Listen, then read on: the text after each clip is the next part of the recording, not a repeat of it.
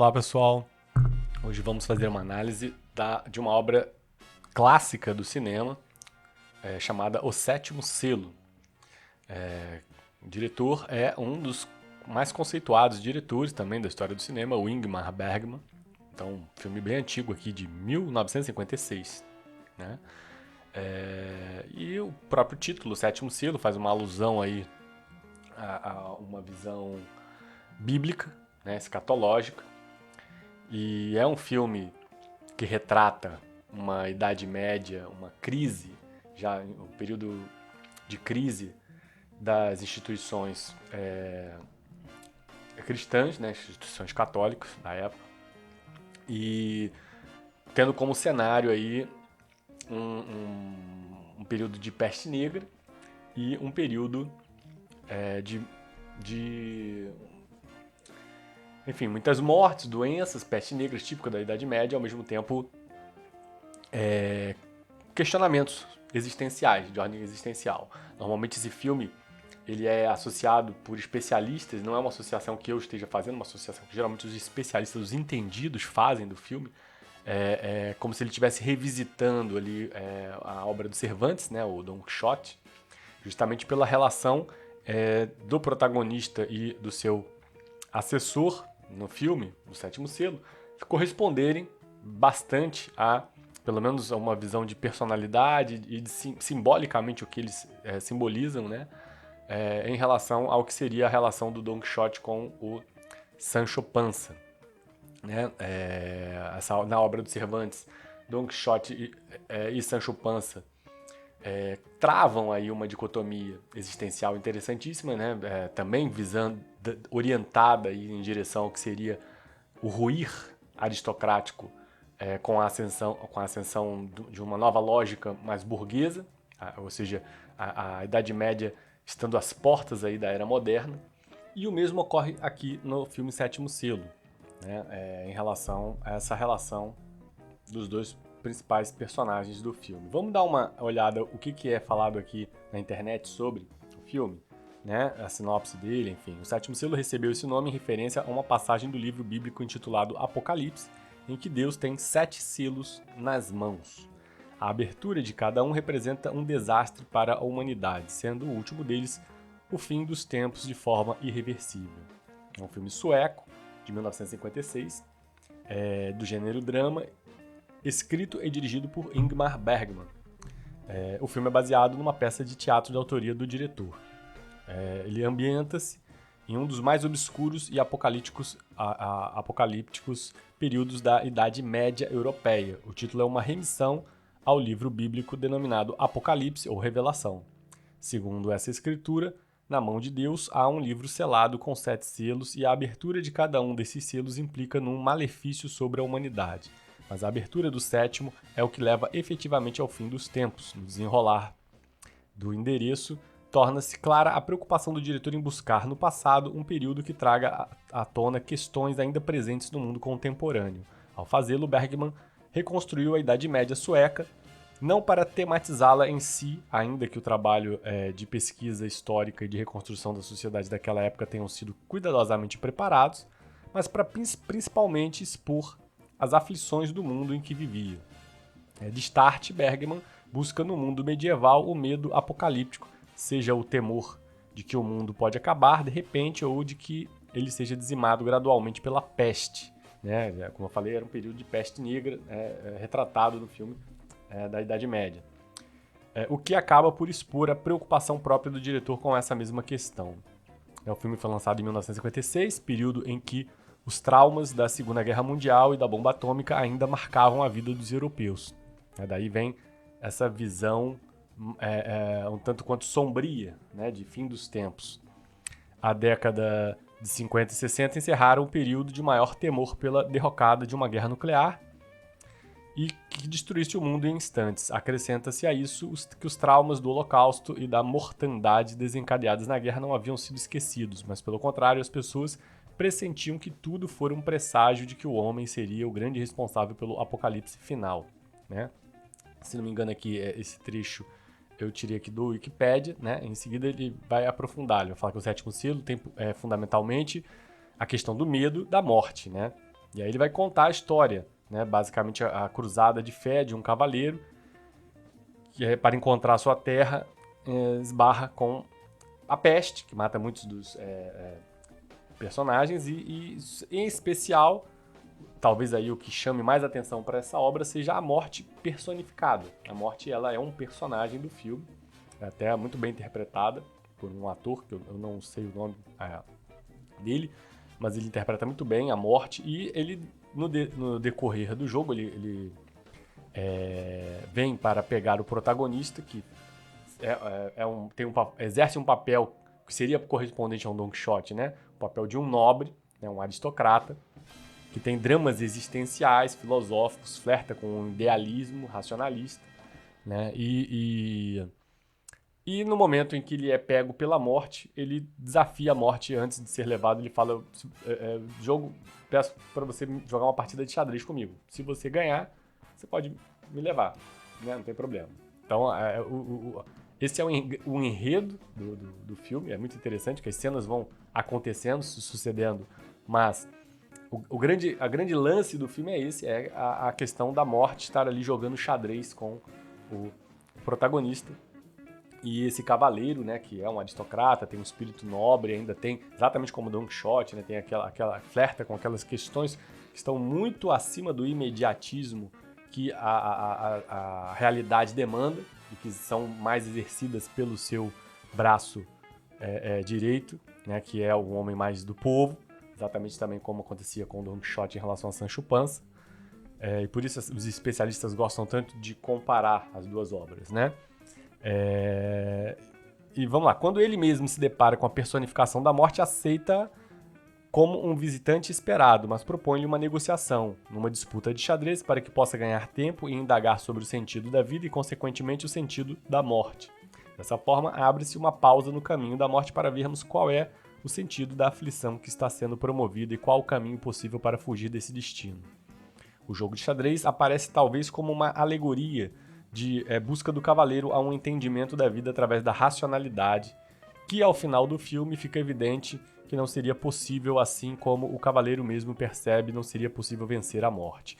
Essa dicotomia entre, né, o cavaleiro do sétimo selo e o seu braço imediato, seu braço direito, que é o homem que vai resolver as demandas mais de ordem prática, que veio do povo, que vai resolver as demandas de ordem prática, assim como ocorre também em Don Quixote em relação ao Sancho Panza, né?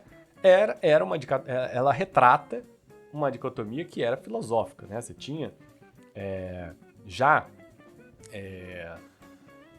você pode dizer que permeou toda a filosofia. Mesmo antes da Idade Média já havia essa discussão. Você poderia pensar aí em filósofos mais que flertavam aí com uma visão mais metafísica, né? Como, por exemplo, a escola filosófica de Sócrates e Platão, né? E você tinha pensadores que pensavam de forma mais pragmática, como a escola sofista de Protágoras, né? Da mesma forma, você poderia ir antes dos pré-socráticos. Você teria ali o Parmênides pensando de uma forma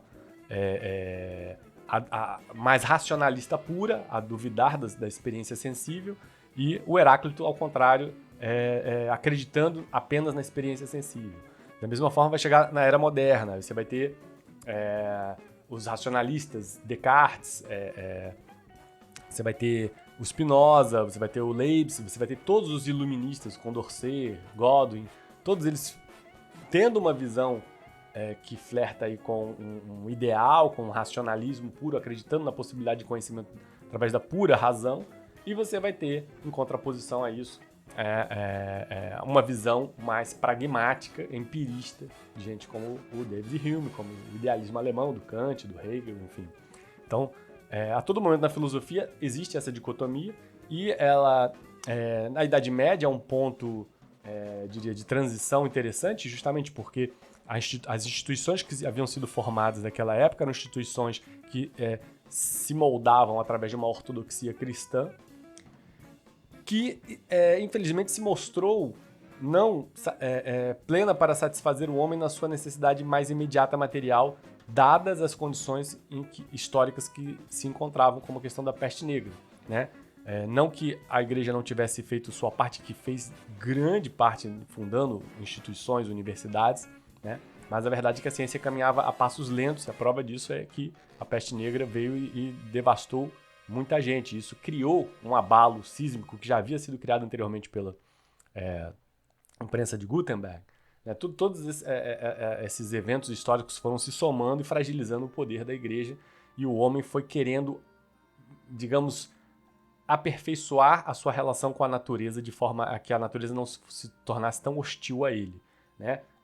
A questão da peste negra, que foi também aí um abalo sísmico, pode-se dizer, para a estabilidade institucional do momento, se deveu muito a essa questão da relação homem com a natureza.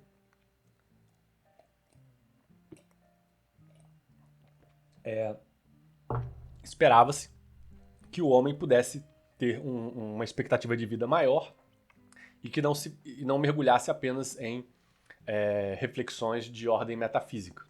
E por isso houve necessidade de contracorrentes a pensamentos que eram mais puristas, né? E toda essa briga, essa dicotomia que veio a redundar mais posteriormente no que a gente chama hoje de ciência analítica, que é da parte experimental, né, da experiência sensível, criando um método para você poder produzir conhecimento, essa discussão que veio perpassando aí o idealismo alemão, né, ela vem justamente dessa briga entre um pensamento aristocrático que fantasiava muito, né, como o Don Quixote, idealizava muito, racionalizava muito, e um pensamento emergente burguês que queria algo de mais de ordem prática, né, pensava mais de forma empirista, mais prática, pragmática. Não estou dizendo que nenhum dos lados esteja absolutamente certo, mas qualquer radicalismo, quem me conhece sabe, eu não gosto de radicalismos, eu acho que o equilíbrio é o ideal. E eu acho que esses personagens, eles acabam se tornando estereótipos dessas duas visões, né? E eles se complementam, justamente por isso. Nenhum lado está certo, nenhum lado está errado, eles apenas se complementam.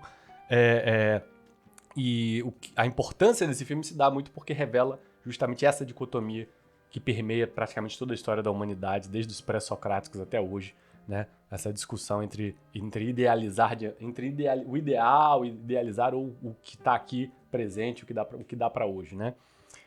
Então vamos dar uma continuada aqui na lida deles, né? Então o personagem principal aceita ser levado para a morte, contanto que ela ganhe dele de xadrez, um jogo de xadrez, e esse tempo que ele ganha, ele vai fazer reflexões de ordem existencial, ordem de metafísica, o que é a natureza aristocrática, você tá ali flertando com pensamentos abstratos, né? Que são importantes, têm o seu papel importante na filosofia, sobretudo na filosofia, mas em tudo na vida é importante você ter pensamentos abstratos, não dá para você só estar pautado o tempo todo na concretude, mas, por outro lado, cria-se esse estereótipo do homem quixotesco, né? Que está divagando sobre questões que são tão distantes da realidade mais imediata que, por vezes, é necessário que tenha um braço direito vendo o que está acontecendo ali de imediato para poder livrá-lo, né, de algum perigo, por exemplo. Então, no mundo medieval, era entendido, através da religião, o sentido da indagação do cavaleiro é questionar a religiosidade, incluindo o papel de Deus e do diabo na vida humana. No filme, todos os aspectos da religiosidade são questionados. Como eu disse, aquela época era uma época que a igreja atravessava, sem dúvida, a igreja como instituição atravessava justamente o que nós vivemos hoje. As instituições vivem hoje também sob um cheque, né? Também estão aí em suspenso de juízo. A coisa não está muito fácil para as instituições modernas, contemporâneas, né? Porém, nunca é dada a nenhuma resposta sobre sua veracidade. Então, esse personagem principal ele está em busca de descobrir o significado da vida, o sentido da existência, descobrir quem é Deus, se existe diabo, enfim. E, no entanto, só quem ele encontra é a morte, né? Isso, veja, vale no aspecto simbólico e no aspecto literal do filme. O filme propõe as duas coisas acontecendo simultaneamente. Então, o filme é simbólico, né? Naturalmente. O filme é simbólico e ele apenas dá corpo, né? Corporifica ali o personagem da morte. Então, nem Deus nem diabo se manifestam para o cavaleiro ou durante todo o filme. Porém, homens aparecem pregando, teatralizando e punindo em nome do sagrado. O personagem que sempre aparece para falar em nome de Deus é o homem que roubava as joias dos mortos. Sim, o filme mostra essa degradação da igreja, chegando ao ponto da própria igreja ter que ser pragmática a a ter que, inclusive, corromper aí uma visão do que seria a virtude, né, de acordo aí com Tomás de Aquino, e estar ali roubando dos mortos, né? A que ponto chegou a ruína de uma instituição, né? E que encabeça a procissão de flagelados, também foi aquele que converteu o cavaleiro a partir da cruzada. Então veja, já era um período pós-cruzada, a peste negra foi um período pós-cruzada, e a cruzada se deu a pretexto, né, a pretexto de satisfazer uma ortodoxia religiosa e, no entanto, ficou evidente ali, quando você vê o próprio clérigo que havia convencido o protagonista a ir para a cruzada estar degradado, roubando, então, naturalmente, todo o ideal por trás da cruzada passa a ser questionado também, né? 10 anos antes, né? Então, dessa forma, vemos como o sagrado é mudo neste filme. É um filme que cria o silêncio de Deus, né? E promove ali a fala da morte. A morte é quem fala com o protagonista, né? Então, tanto Deus como o diabo apenas existem nas vozes de charlatões em nome de uma igreja decadente, porque não consegue explicar a peste e como as formas de opressão. Claro que certamente havia naquela época quem justificasse a peste como se fosse um castigo divino, talvez até por conta, pode-se imaginar, por conta das cruzadas, né? Que efetivamente não se propunham ao que alegavam, né?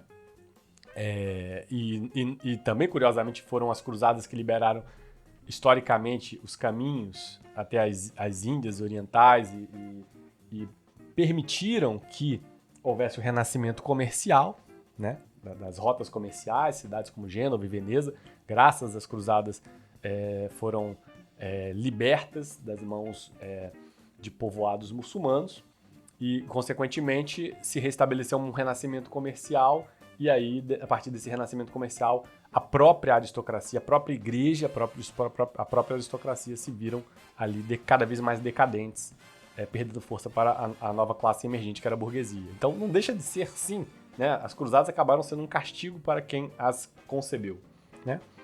Sobre alguns aspectos, né? Poderia ser sobre o aspecto teológico, mas também poderia ser sobre o aspecto histórico, né? Então aqui, mais uma vez, ele vai falar, né? Remete à obra do Dom Quixote. Temos o cavaleiro e seu escudeiro como contrapostos da forma de encarar o mundo, assim como o livro de Cervantes. O pragmatismo crítico do escudeiro revela um conhecimento do mundo distante dos questionamentos das indagações do cavaleiro sobre a morte e o sagrado. Então veja, é justamente essa questão, né? Quem é pragmático demais também não se faz questionamentos muito profundos sobre a existência, indagações, né, sobre morte, vida, mas lida com o dia a dia, o que é necessário, né, para resolver os problemas ali do dia a dia. Com uma visão ácida, porém justa, o escudeiro não procura respostas, já as possui pela experiência de vida. E aqui é bem interessante, porque remete direto à escola sofista. Hoje o sofismo é você fala que a pessoa é uma sofista, você está, de certa forma, usando um termo pejorativo para com ela, querendo dizer que ela é uma enganadora, mas na realidade a escola sofista não era essa a proposta. A escola sofista era uma escola que estava desapegada justamente dessas questões de ordem metafísica, de ordem existencial, de ordem teológica, focadas mais em moral e política e como organizar a sociedade e criar uma civilização. Então, eles botaram um objeto, reduziram o tamanho do objeto para se propor a chegar a verdades de forma mais consistente, né? E é justamente o que o escudeiro representa, né, em relação ao aristocrata, ao nobre. Então, portanto, não tem medo de enfrentar a própria morte.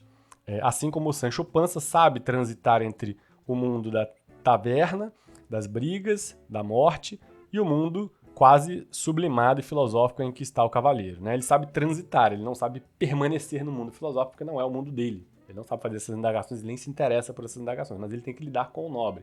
Isso também me remete aí à obra, ao Zorba grego, né? Que você tem ali o Zorba, justamente faz esse papel em relação ao personagem que faz aí o papel aristocrático, né? Então, apesar do filme retratar o tempo inteiro de uma humanidade desesperada, moribunda, sobre o agouro implacável da morte, Bergman apresenta-nos um final onde é possível ter esperanças. Bom, isso eu acho bem interessante, porque eu não entendi dessa forma não, mas vamos continuar aqui. A família de artistas são os únicos personagens que sobrevivem à caçada da morte. Até aqui tratada é aquela do malabarista ingênuo puro. Não a arte do homem que se proclama diretor da companhia, nem a encenação da procissão de flagelados, mas apenas aquela da família que vive pela arte para levá-la para as pessoas. Somente esses artistas conseguem escapar da morte, ajudados pelo cavaleiro que a distrai para que estes fujam. Veja, é interessante isso aqui pelo seguinte, que pode haver uma simbologia nisso também, né? A obra é muito simbólica. A ideia de que artistas conseguem fugir da morte é muito interessante, porque se você parar para pensar e olhar para trás, há 200, 300 anos atrás, quem realmente está vivo até hoje, né? Só os artistas. Os artistas, ou pelo lado, olhando pela ótica do bem, né? Só artistas. Você pode olhar pela ótica do mal, políticos genocidas, pessoas muito magras, enfim. Mas de uma maneira geral, quem realmente consegue a eternidade, consegue fugir da morte, são os artistas. Né? Escritores, filósofos, enfim, pensadores, cientistas também, por que não? Né? Mas é interessante que os artistas aqui na obra tenham conseguido fugir da morte. Né? Tenham sido os únicos que tenham conseguido fugir da morte. E isso vale também para o pensamento filosófico aí do Schopenhauer, que era alguém que dizia que ao homem não competia sentir felicidade, o máximo que ele poderia ter era um consolo encontrado na arte, né? Algo que foi bem explorado depois por Nietzsche. Então o sentido da continuidade da humanidade aparece claramente dado pela salvação através da arte. Não, exatamente o que Schopenhauer e Nietzsche falavam, né? Todos os demais personagens que representam outras categorias sociais perecem ou estão condenados. Ao final de uma tormentosa tempestade, no momento seguinte ao da visita da morte, ao cavaleiro e seus companheiros, o sol surge brilhante, abrindo um caminho de esperança no horizonte por onde a família de artistas vai seguir. Bom, agora eu entendi por que ele quis dizer que revela um caminho de esperança, né? De fato, sim, entendi essa questão. Eu lamento aí para quem não assistiu o filme, mas aqui a gente tem que fazer uma análise, não posso ficar preservando ninguém do que a gente chama de antecipações ou spoilers, enfim. O filme revela então uma atmosfera sombria, já não estou mais falando de texto aqui referenciado na internet, texto meu mesmo, para acompanhar aqui esses comentários, né? O filme revela o que? Uma atmosfera sombria, obscura, do período pós-cruzadas, de uma Europa medieval assolada pela peste, um período de muito misticismo e pouca ciência que favorecia uma baixa expectativa de vida, né? E a gente pode pensar, já desde os pré-socráticos se falava que o homem, o antepasso para se chegar à felicidade era o bem-estar, o prazer, né? O homem tem a relação de felicidade dele está ali entre prazer e dor. E se você está numa situação em que a natureza se mostra hostil ao ponto de você ter uma baixíssima expectativa de vida, você está vendo 1/3 da Europa morreu durante a Idade Média, muita gente, né, com a peste negra. Então, naturalmente que isso vai abalaria qualquer instituição. Né? A instituição precisa rever as suas premissas, precisa rever a sua ortodoxia, porque não é possível que a humanidade inteira possa estar tão gravemente condenada, né, por Deus. Eu imagino assim, as próprias pessoas que eram fiéis, criam em Deus e verem acontecer isso. Certamente há alguma coisa errada. Né? Não há como concluir ter outra conclusão. A humanidade está cometendo algum erro para ser penalizada dessa forma. A morte era, portanto, uma personagem constante. Mas Bergman resolveu fazer disso sua simbologia máxima. A morte se transforma literalmente em um personagem do filme. Né? E a ideia do homem nobre que tem um pensamento reflexivo, racionalista, existencial, né? Crise existencial num abismo da humanidade, né? Um momento crítico de toda a humanidade. Ele tem e ali ele travar um duelo com a morte de xadrez é, no mínimo, muito genial. Né? A gente devemos reconhecer o valor da obra do Ingmar Bergman. Questionamentos sobre a vida, a morte, o conhecimento, os afetos, o amor, o ciúme, o medo, entre outros, dão profundidade filosófica ao filme. Em meio a essa contextualização histórica sombria, um nobre se defronta com a morte personificada e as aflições inerentes ao significado maior da existência e da descoberta por Deus. Ele busca Deus, mas só tem à sua disposição para dialogar a morte. Né? Antes de se entregar a ela, no entanto, a desafia a um jogo de xadrez em que, se for vitorioso, será deixado livre para viver. E a gente vai ver que No começo ele consegue jogar muito bem com a morte, né? Mas a morte tem as suas artimanhas, né? Ela se faz de outras pessoas, conhece a estratégia do jogador. Então é um jogo perdido, na verdade, né? É um jogo perdido, ninguém consegue vencer da morte, exceto aí, como a gente falou, né? Os artistas, né? Os cientistas, enfim.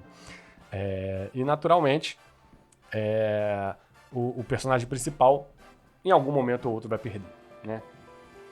O seu fiel escudeiro, assim como o parceiro de Don Quixote, o Sancho Panza, né, precisa se focar em problemas mais imediatos, tais como intrigas e ciúmes da vida do cotidiano. Então, quem vai assistir o filme vai perceber esse racha grande entre o tipo de trama que ocorre em relação ao Nóbrego para o tipo de trama que ocorre em relação ao escudeiro. São coisas totalmente, são mundos completamente diferentes, apesar de estarem ali juntos, né? Isso é fantástico.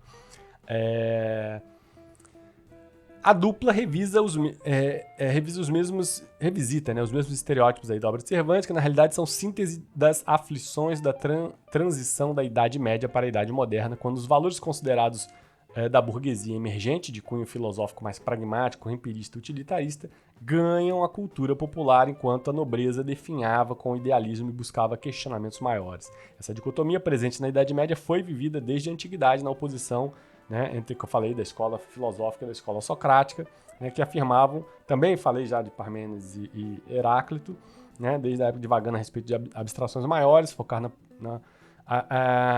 Aristóteles vai acabar fazendo essa síntese, né, na Idade Antiga.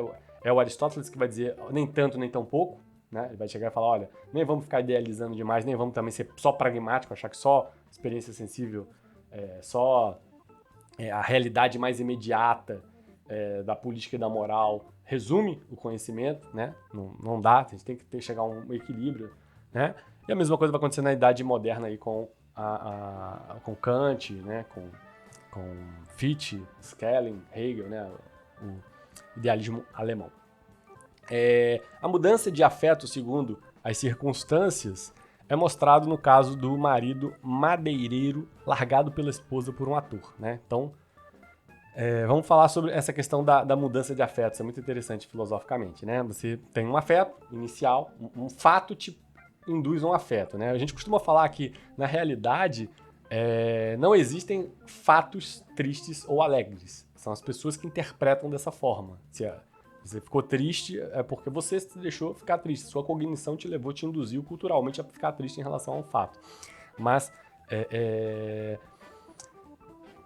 essa cena é interessante porque corrobora justamente essa ideia, né? Não estou dizendo que essa ideia é uma verdade absoluta, pode ser contestada assim, né? Mas é interessante, veja. Ele começa com um determinado tipo de afeto porque ele recebeu um fato. E aí, à medida em que você vai manipulando os fatos, esse afeto vai se deslocando, né? E é muito interessante isso, né? E na verdade, manipulando os fatos não alterou o fato original. São apenas maneiras de interpretar o mesmo fato, de modificar a informação do fato de forma falsa, inclusive, não é a verdade. Então, a mudança de afeto, segundo as circunstâncias, é mostrada no caso do marido madeireiro. Você tem um marido madeireiro durante esse filme. E ele é largado pela esposa.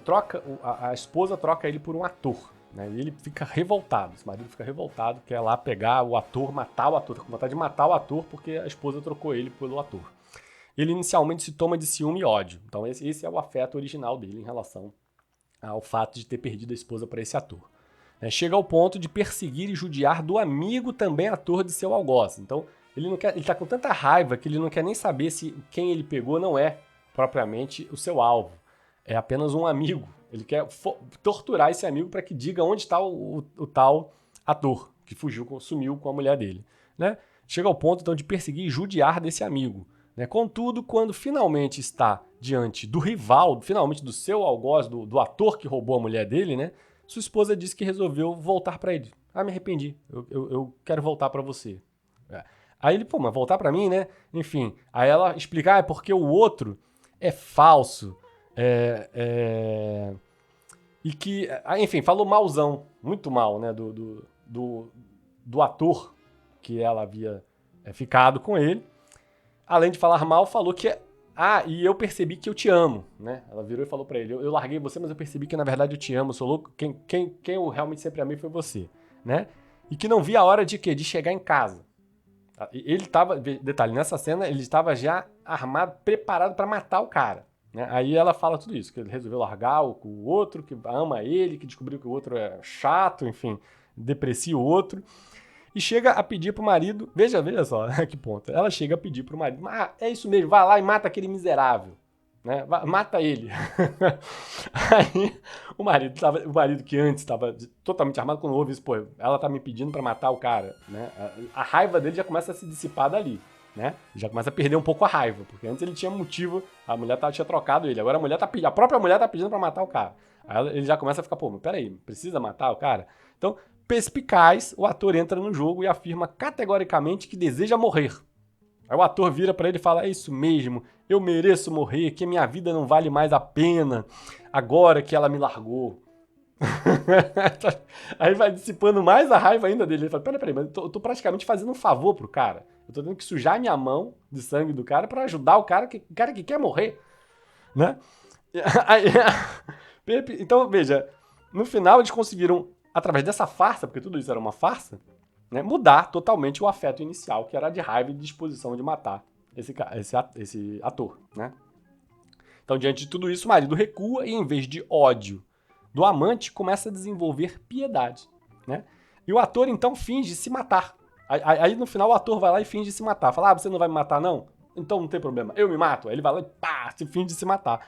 E aí, quando o ator finge se matar, né, o madeireiro começa a sentir remorso, culpa. Veja, no começo era ódio porque queria matar o outro. E no fim, de ódio para matar o outro, isso se transforma em culpa pelo outro ter se matado. Ele nem matou o cara, ele ficou sentindo culpado. Aí ele sente culpa pelo outro ter se matado. E aí ainda afirma o seguinte no final, poxa, mas esse cara era boa pessoa. Esqueceu totalmente a proposta original dele, né? Ele terminou falando que pena que ele morreu, ele era boa pessoa.